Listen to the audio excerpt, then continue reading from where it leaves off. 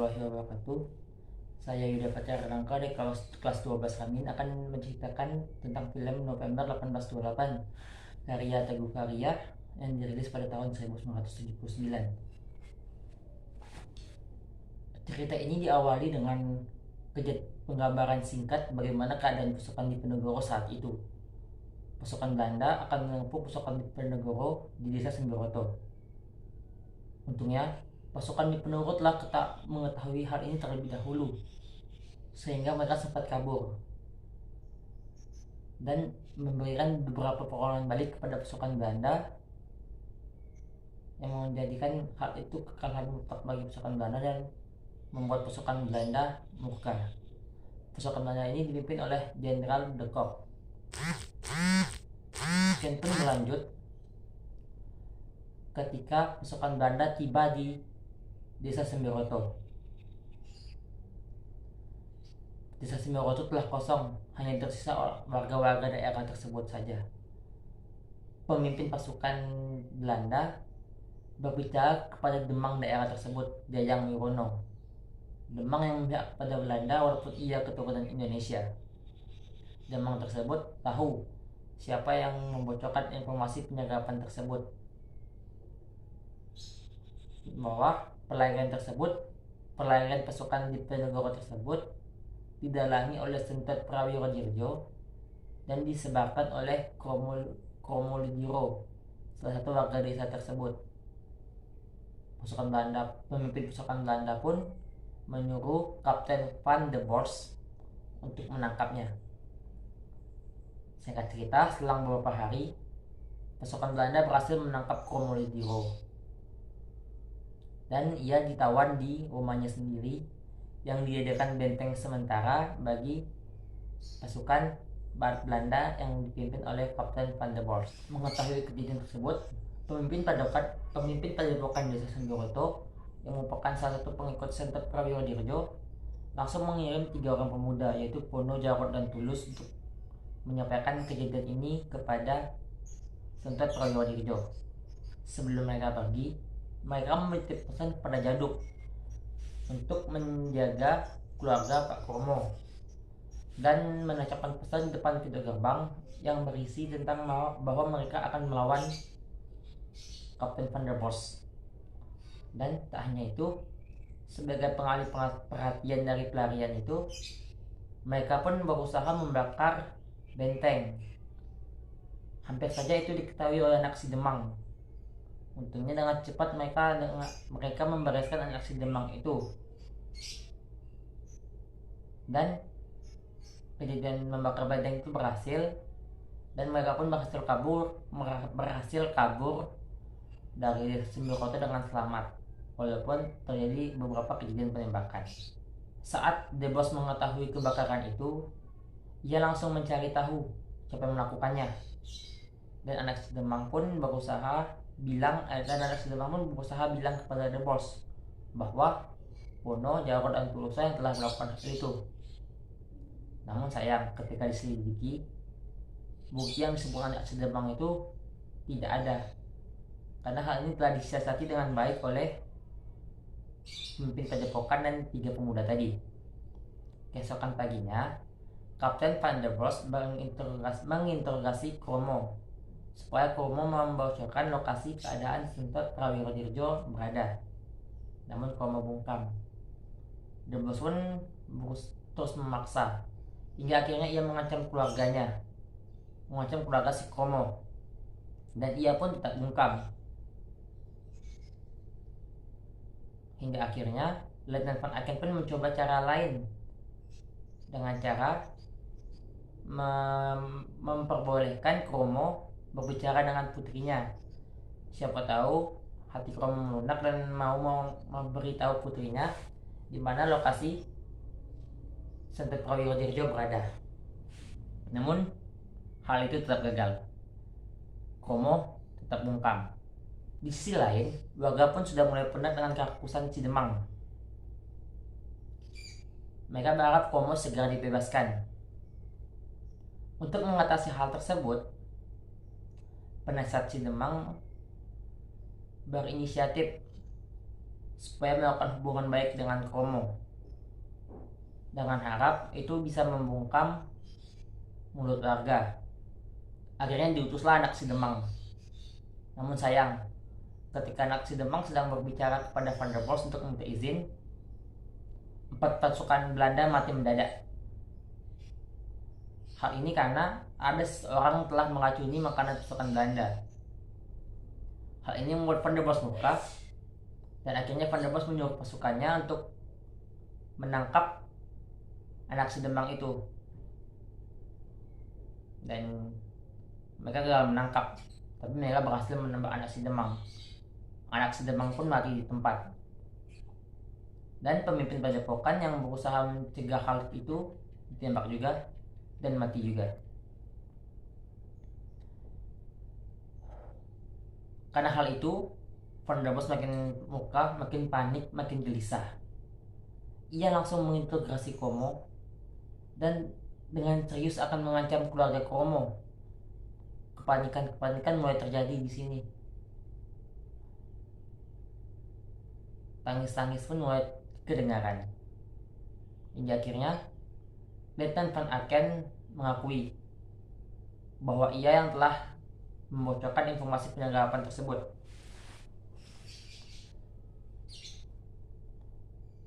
Van der Bos pun langsung bertanya kepada De Aken. Ia murka pada De Aken. Ia melepaskan seragam Belanda dari badan Letnan De Aken. Sebagai informasi, Letnan De Aken merupakan salah satu bawahan dari Kapten Van der Bos. Ia pun berupaya menggali lebih jauh. Untuk mencegah hal tersebut, Kromo menyuruhkan hal-hal supaya Letnan De Aken diam, tidak memberitahui lokasi Setet Proyodirjo. Padahal Letnan De Aken hampir saja memberitahui di mana lokasi Setet Proyodirjo. Tanpa menyerah, Letnan Kapten de Bos terus berupaya menggali lebih jauh lagi, terus bertanya kepada Van Aken.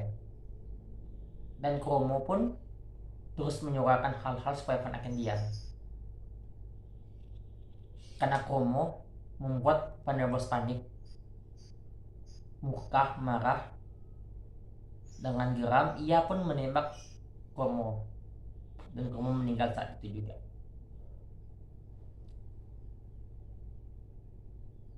Setelah kejadian penembakan itu, tadi diketahui di film ditayangkan bahwa Letnan Van Aken merupakan salah satu keturunan Indonesia Belanda.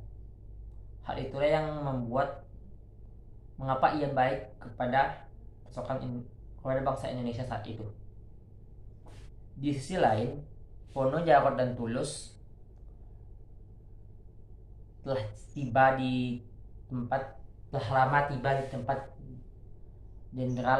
tempat Setet Proyodirjo. Sentut pun telah tahu keadaan desa Sembiroto saat itu. Bahkan dia tahu bahwa Kromo telah meninggal.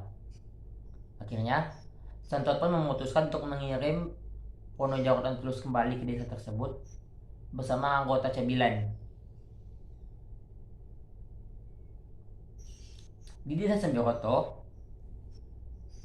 Demang ditangkap karena kejadian keracunan tersebut. Dan Letnan Van Aken pun dipindahkan ke dalam kurungan. Ketika di kurungan, Kapten Van der Bos berusaha menginterogasi Van Aken lagi. Namun sayang, Van Aken tetap bungkam.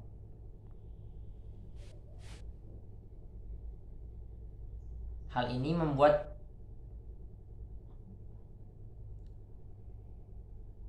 perang juga terjadi di antara pasukan Belanda tersebut.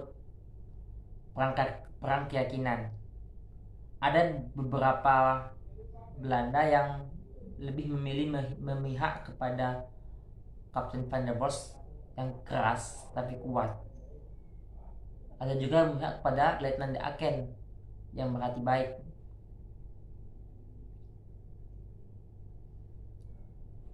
Keesokan harinya, Van der Bos kembali menginterogasi Van Aken dan ia tetap bungkam.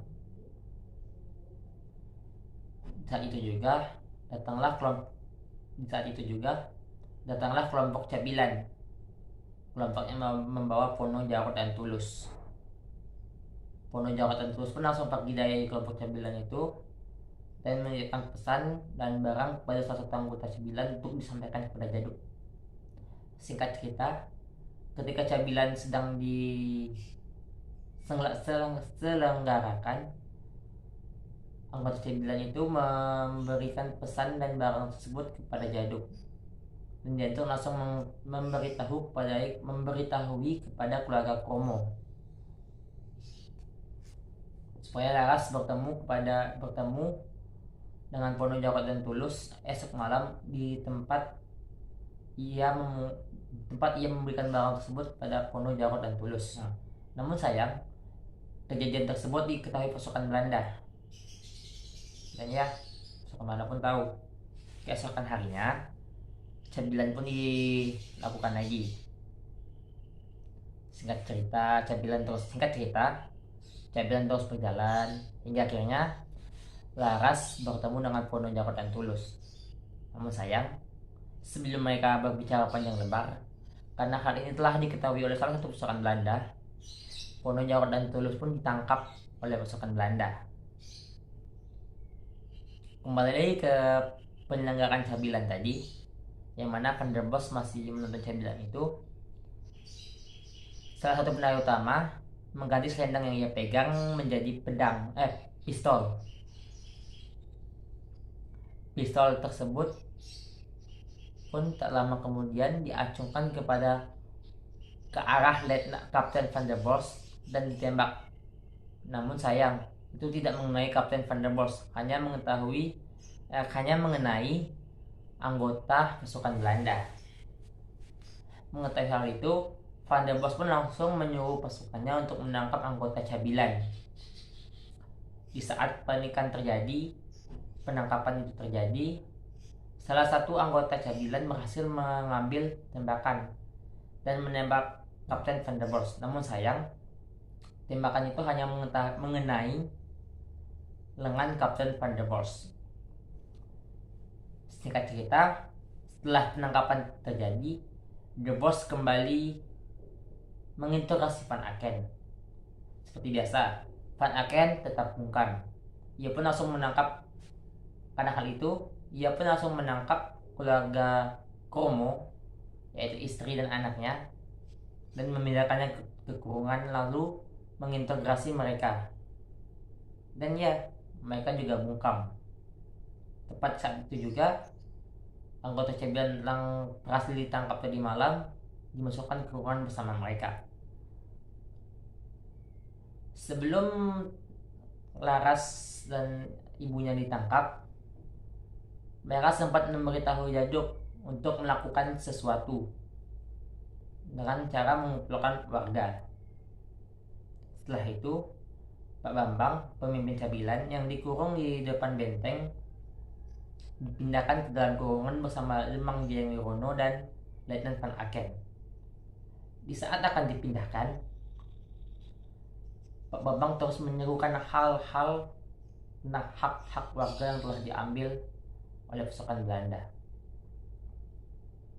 Karena keadaan Van der Bos yang murka, geram, dan mendengar hal tersebut, Van der Bos pun menembak Pak Bambang itu dan ia mati. Sebelum ia meninggal, ia pun bilang bahwa ia tahu di mana lokasi Prayo Dirjo berada. Namun sayang, setelah itu dia meninggal. Yang mana hal ini membuat Kapten Van der Bos semakin gelisah, marah, muka. Tepat setelah penembakan, Jaduk yang telah mengumpulkan warga melakukan perlawanan nyata. Mereka menghancurkan gerbang depan benteng yang telah dibuat oleh Kapten Van der Bos. Dan dengan timing yang